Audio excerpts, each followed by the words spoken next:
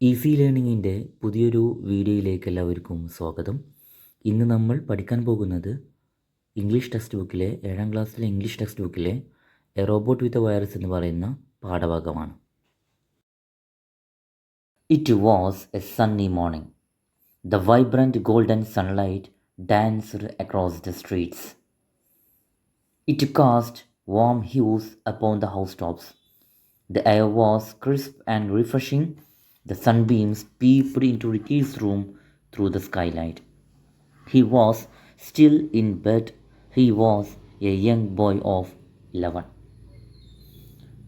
ഈ ആദ്യത്തെ പാസേജിൽ പ്രഭാത സമയം, രാവിലത്തെ സമയത്തെയാണ് ഇവിടെ വർണ്ണിക്കുന്നത്. അതിമനോഹരമായിട്ടാണ് എഴുത്തുകാരൻ ഇവിടെ രാവിലെയുള്ള ആ സൂര്യോദയത്തെ ഇവിടെ വർണ്ണിക്കുന്നത്. It was a sunny morning. ഒരു തെളിഞ്ഞ പ്രഭാതമായിരുന്നു. നല്ല തെളിഞ്ഞ ഒരു രാവിലെ പ്രഭാതമായിരുന്നു. The vibrant golden sunlight danced across the streets. ഈ സൂര്യപ്രകാശം തെരുവുകളിലാകെ നൃത്തം ചെയ്യുന്നത് പോലെ ഇങ്ങനെ പരന്നിരുന്നു. അതായത് ഉദ്ദേശിക്കുന്നത് എന്താണ്? സൂര്യൻ ഉദിച്ചിട്ട് എല്ലായിടത്തും ഇങ്ങനെ സൂര്യപ്രകാശം ഇങ്ങനെ വന്നു തുടങ്ങി. It cast warm hues upon the house tops. വീടുകളുടെ മേൽക്കൂരകളിൽ അത് മനോഹരമായ ഊഷ്മള നിറങ്ങൾ വിതറി. The air was crisp and refreshing. വായു നല്ല തണുത്തതും ഉന്മേഷവുമുള്ളതായിരുന്നു. The sunbeams peeped into Ricky's room through the skylight. സൂര്യൻ്റെ പ്രകാശത്തിലൂടെ സൂര്യരശ്മികൾ റിക്കിയുടെ മുറിയിലേക്ക് ഇങ്ങനെ ഒളിഞ്ഞു നോക്കി. He was still in bed. അവൻ ഇപ്പോഴും എന്താണ്? ഉറങ്ങുകയായിരുന്നു. He was a young boy of 11. 11 വയസ്സ് മാത്രം പ്രായമുള്ള ഒരു ചെറിയ കുട്ടിയാണ് റിക്കി. ഇവിടെ വൈബ്രൻ്റ് എന്ന് പറഞ്ഞു കഴിഞ്ഞാൽ തിളക്കമുള്ളത്, കാസ്റ്റ് എന്ന് പറഞ്ഞു കഴിഞ്ഞാൽ വിതറി, വാം ഹ്യൂസ് എന്നാൽ ഊഷ്മള നിറങ്ങൾ, ക്രിസ്പ് തണുത്തത്, പീപ്ഡ് ഇൻ ടു എത്തി നോക്കി. അപ്പം ഇവിടെ രാവിലെയുള്ള സൂര്യോദയത്തെ, സൂര്യൻ്റെ പ്രകാശത്തെ, സൂര്യരശ്മികളെ വർണ്ണിക്കുകയാണ് ഇവിടെ എഴുത്തുകാരൻ ചെയ്യുന്നത്. അടുത്ത പാസേജിലേക്ക് പോകാം. Ricky lived in a lovely futuristic house which had everything you can ever want. Ricky വളരെ മനോഹരമായ ഭാവിയിലെ സാങ്കേതിക സൗകര്യങ്ങൾ നിറഞ്ഞ ഒരു വീട്ടിലായിരുന്നു താമസിച്ചിരുന്നത്. ഒരാൾക്ക് ആഗ്രഹിക്കാവുന്ന എല്ലാവിധ സൗകര്യങ്ങളും ആ വീട്ടിലുണ്ടായിരുന്നു. പക്ഷേ he was slovenly in his habits. അവൻ്റെ ശീലങ്ങൾ വളരെ അലക്ഷ്യമായിരുന്നു, അലസതയുള്ളതായിരുന്നു. He just threw his belongings all over the place. അവനവൻ്റെ സാധനങ്ങൾ എവിടെയെങ്കിലുമൊക്കെ ഇങ്ങനെ വലിച്ചെറിയുന്നൊരു സ്വഭാവമായിരുന്നു അവൻ്റേത്. ലവ്ലി എന്ന് പറഞ്ഞാൽ മനോഹരമായ, ഫ്യൂച്ചറിസ്റ്റിക് ഹൗസ് എന്ന് പറഞ്ഞാൽ ഭാവിയിലെ സാങ്കേതിക സൗകര്യങ്ങളുള്ള വീട്. Everything you can ever want എന്നാൽ ഒരാൾക്ക് ആഗ്രഹിക്കാവുന്ന എല്ലാം. സ്ലോവൻലി പറഞ്ഞാൽ വൃത്തിയില്ലാത്ത, അലക്ഷ്യമായ, അലസത, അങ്ങനെയൊക്കെ ഉദ്ദേശിക്കാം. ബിലോങ്ങിങ്സ് എന്ന് പറഞ്ഞു കഴിഞ്ഞാൽ സ്വന്തം സാധനങ്ങൾ. His mother had to collect his belongings from all corners of the house. അവൻ്റെ അമ്മയ്ക്ക് വീടിൻ്റെ എല്ലാ മൂലകളിൽ നിന്നും അവൻ്റെ സാധനങ്ങൾ ശേഖരിക്കേണ്ടി വരുമായിരുന്നു. His mother, who was the manager of A bank, left in the morning four work. ഒരു ബാങ്കിൻ്റെ മാനേജറായിരുന്ന അവൻ്റെ അമ്മ രാവിലെ ജോലിക്കായി വീട്ടിൽ നിന്നും പോകുമായിരുന്നു. She always had work for Ricky. അമ്മ എപ്പോഴും റിക്കിക്ക് ചില ജോലികളൊക്കെ ഏൽപ്പിക്കാറുണ്ടായിരുന്നു. Ricky, keep your school bag in the study room. Ricky, നിൻ്റെ സ്കൂൾ ബാഗ് സ്റ്റഡി റൂമിൽ വെക്കൂ. Ricky, put your clothes in the washing machine. Ricky, നിൻ്റെ വസ്ത്രങ്ങൾ വാഷിംഗ് മെഷീനിലിടൂ. Ricky, wash your tiffin box. Ricky, നിൻ്റെ ടിഫിൻ ബോക്സ് കഴുകൂ. Ricky, iron your t-shirt and trousers and so on. Ricky, നിൻ്റെ ടീഷർട്ടും ട്രൗസറും ഇസ്തിരിയിടൂ. ഇങ്ങനെ പല ജോലികളും അമ്മ അവനോട് പറയുമായിരുന്നു.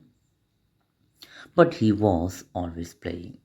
പക്ഷേ റിക്കി എപ്പോഴും ഇങ്ങനെ കളിച്ചു കൊണ്ടിരിക്കുകയായിരുന്നു. അവനിതൊന്നും ശ്രദ്ധിക്കാറില്ലായിരുന്നു. Ricky didn't help much around the house. Ricky വീട്ടുജോലികളിലധികം ആരെയും സഹായിക്കാറില്ലായിരുന്നു. But he was as excited as his parents when they bought the latest model of a butler robot. എന്നാൽ അവൻ്റെ മാതാപിതാക്കൾ ഏറ്റവും പുതിയ മോഡലിലുള്ള ഒരു ബട്ട്ലർ റോബോട്ട് വാങ്ങിയപ്പോൾ അവനും അവരെപ്പോലെ തന്നെ വളരെ ആവേശത്തിലായിരുന്നു. As soon as it arrived off it went cooking, cleaning and അയേണിങ്.